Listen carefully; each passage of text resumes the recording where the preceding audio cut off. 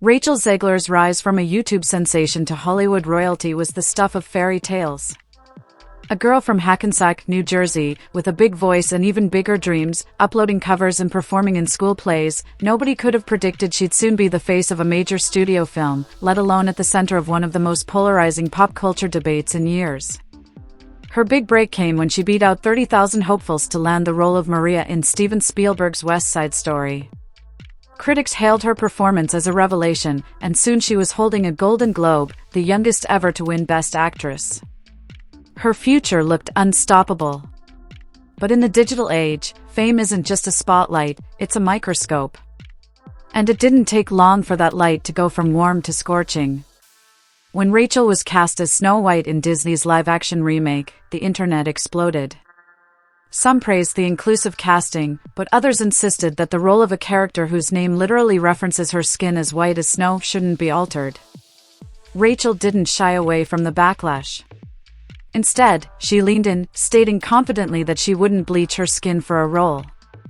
That statement made headlines, not necessarily in her favor. Still, that was just the beginning. In press interviews, Rachel criticized the 1937 original, calling it outdated and the prince a stalker. She said this new Snow White would be about leadership, not love. Her intention may have been to champion modern values, but to many, especially fans of the classic, it came off as tone-deaf and dismissive of a beloved film. Social media lit up with memes, mockery, and fiery debates.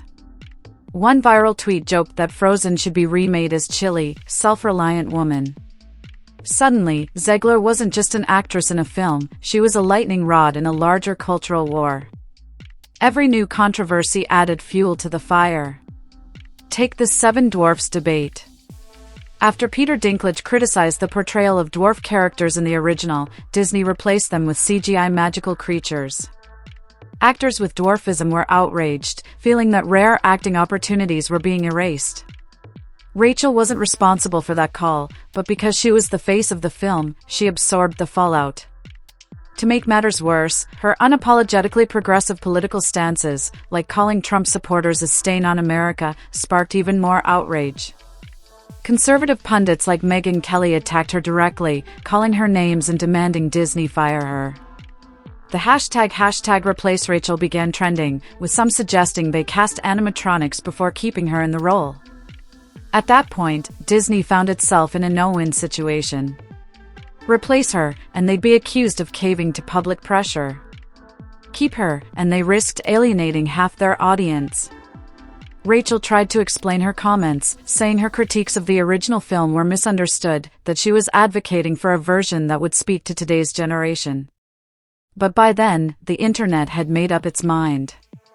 In the age of viral clips and out-of-context sound bites, subtlety gets lost.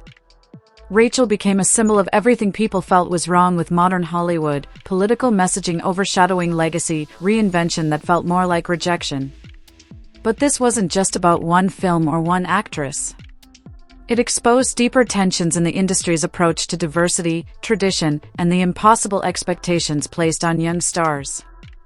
Rachel Zegler was no longer just an actress, she was a case study in modern fame.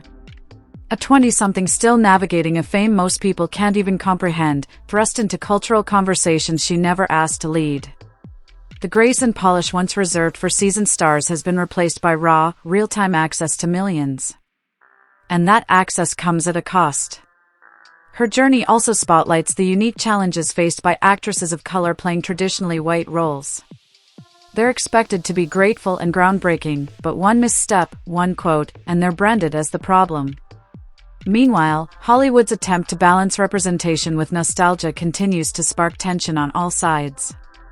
Even well-meaning decisions, like the removal of the dwarf roles, can backfire if they ignore the voices of those most affected. The Snow White remake has become more than just a movie, it's a referendum on how we tell stories, who gets to tell them, and what price is paid for change. As the film's release approaches, Disney and Zegler have largely gone silent, perhaps hoping the final product will outshine the storm.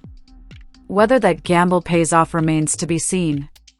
But one thing is clear, Rachel's story, like the role she's become known for, isn't just about a princess.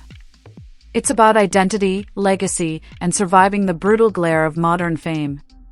And at the heart of it all, behind the interviews, controversies, and comment sections, is still that girl from New Jersey with a voice that once stopped Spielberg in his tracks.